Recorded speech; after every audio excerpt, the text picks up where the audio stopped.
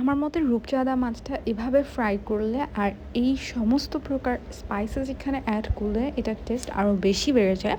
আসসালামু আলাইকুম everyone, this is me কানিজ। আজকের ভিডিওতে আপনাদের সঙ্গে আমি রূপচাঁদা মাছের একটা রেসিপি শেয়ার করছি, যেটা খুবই সিম্পল একটা রেসিপি অ্যান্ড একদমই 100% বাঙালি আনা একটা রেসিপি। আমরা সবাই রূপচাঁদা মাছ কিন্তু টুকটাক অনেক বেশি পছন্দ করি, তবে এই মাছটা আমরা বেশিরভাগই প্রেফার করি একটু ভেজে খাওয়াটা। তো রূপচাঁদা মাছ ফ্রাই করার জন্য আজকে আমি কী কী স্পাইসেস ব্যবহার করবো এবং কী কী পদ্ধতিতে ভাজবো সেটা দেখাবো আজকের ভিডিওতে। আর এটার জন্য আমি এখানে ব্যবহার করছি আদা, রসুন, মরিচ এবং পেঁয়াজ এর পেস্ট। এটা আমি পেস্ট করে নিব একটুখানি পানি দিয়ে। এবার চলে যাব মাছের ম্যারিনেশনে। মাছের ম্যারিনেশনের জন্য যে মশলাটা রেডি করলাম সেখান থেকে 1 টেবিল চামচ পরিমাণে স্পাইসেস আমি এখানে অ্যাড করছি। এখানে কি কি ব্যবহার করেছি সেটা তো আমি আপনাদেরকে শুরুতে দেখিয়ে দিয়েছি। আর এবারে আমি এখানে দিয়ে দিচ্ছি জিরার পেস্ট। তো জিরা যেহেতু আমি মশলাটা পেস্ট করার সময় অ্যাড করিনি, আলাদা করে আমার কাছে ছিল তাই আমি দিলাম। আপনাদের কাছে যদি জিরার পাউডার থাকে সেটাও ব্যবহার করতে পারেন। ঝালের জন্য আমি এখানে 1 টেবিল চামচ পরিমাণ লাল মরিচের গুঁড়া ব্যবহার করেছি। মাছের ফ্লেভারটা আরও বেশি বাড়ানোর জন্য লেবুর রস ইউজ করছি।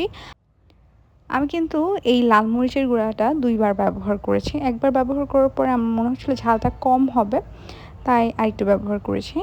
এবার দিয়ে দিলাম পরিমাণ অনুযায়ী লবণ, ভাজা রাঁধুনি এবং জিরা আর কিছুটা পরিমাণ মৌরি একসাথে ব্লেন্ড করে গুঁড়া করে নেওয়া হয়েছিল, সেটা এখানে অ্যাড করে দিলাম। এটা জাস্ট মাছের ফ্লেভারটা বাড়ানোর জন্যই ব্যবহার করা হচ্ছে। কালারের জন্য আমি এখানে 1/2 টেবিল চামচের মতন দিয়ে দিচ্ছি হলুদের গুঁড়া। এবারে আমি দিয়ে দিচ্ছি 1 টেবিল চামচের থেকে একটুখানি বেশি পরিমাণে সরিষার তেল। সরিষা পেস্ট ব্যবহার করতে পারেন বা সরিষার যে সসটা পাওয়া যায় মাস্টার্ড সস সেটা অ্যাড করতে পারেন, বাট মাস্টার্ড জিনিসটা এখানে ব্যবহার করার চেষ্টা করবেন, মাছের ফ্লেভার অনেক বেড়ে যায়। আর আমি এখানে কাবাব মশলা ব্যবহার করছি রাঁধুনি ব্র্যান্ডের। এই রাঁধুনি রেডিমিক্স কাবাব মশলাটা আমার হাতের কাছে ছিল তাই আমি ব্যবহার করছি। আপনার কাছে অন্য যে কোনো ব্র্যান্ডের কাবাব মশলা থাকলে সেটা অ্যাড করে দিবেন। বিশ্বাস করেন এটা ব্যবহারের ফলে আপনার মাছের ফ্লেভার, টেক্সচার, টেস্ট সব ডিফারেন্ট হয়ে যাবে। তাই একটু হইলেও কাবাবের মশলা আপনি ব্যবহার করার চেষ্টা করেন। আমি বেশি ব্যবহার করিনি, এখানে 1 টেবিল চামচের মতন দিয়েছি। আর কাবাব মশলাটা কিন্তু খুব বেশি ঝাল হয়, আপনাদের কাছে এটা খুবই ভালো লাগবে। এখানে লাল মরিচের গুঁড়া সব কিছু ব্যবহার করবেন।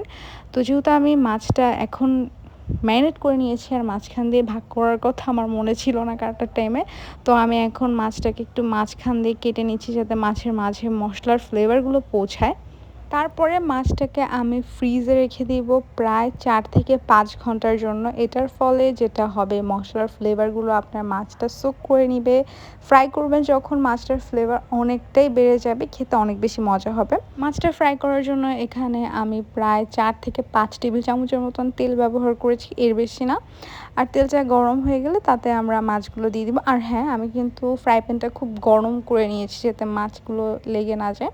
আপনি যদি আপনার তাওয়াটাকে ভালোভাবে গরম করে না নেন, প্লাস অয়েলটা পারফেক্টলি গরম না থাকলে কিন্তু মাছের যে লেয়ারটা সেটা কিন্তু নিচ দিয়ে লেগে যাবে, তখন কিন্তু আর মাছ ফ্রাই হাজার মশলা দিলেও দেখতে সুন্দর লাগবে না।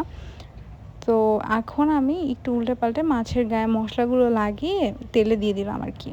তো আমি 2টা মাছ ফ্রাই করেছি তেলে, আর 2টা আমি আগুনে ডিরেক্ট পুড়িয়ে নিয়েছিলাম। কিভাবে করেছি সেটা আপনারা পুরোটা ভিডিও দেখলেই বুঝতে পারবেন।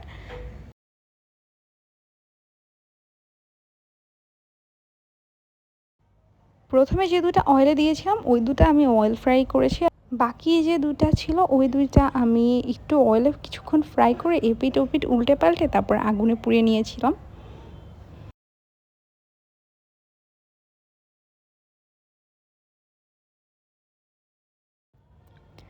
আলহামদুলিল্লাহ, আমাদের রূপচাঁদা মাছ কিন্তু ফ্রাই করা একদমই ডান। এটার ফ্লেভার খুব বেশি ভালো আসে। সরিষার তেল, কাবাব মশলা ব্যবহারের ফলে এই রূপচাঁদা ফ্রাইয়ের টেস্টটা অনেক অনেক ডিফারেন্ট হয়। তাই আমি আপনাদেরকে সাজেস্ট করব বাড়িতে একবার হলেও বানিয়ে দেখার জন্য। আর আজকের মতন এখানে বিদায় নিচ্ছি। সবাই অনেক অনেক ভালো থাকবেন, সুস্থ থাকবেন। আল্লাহ হাফেজ।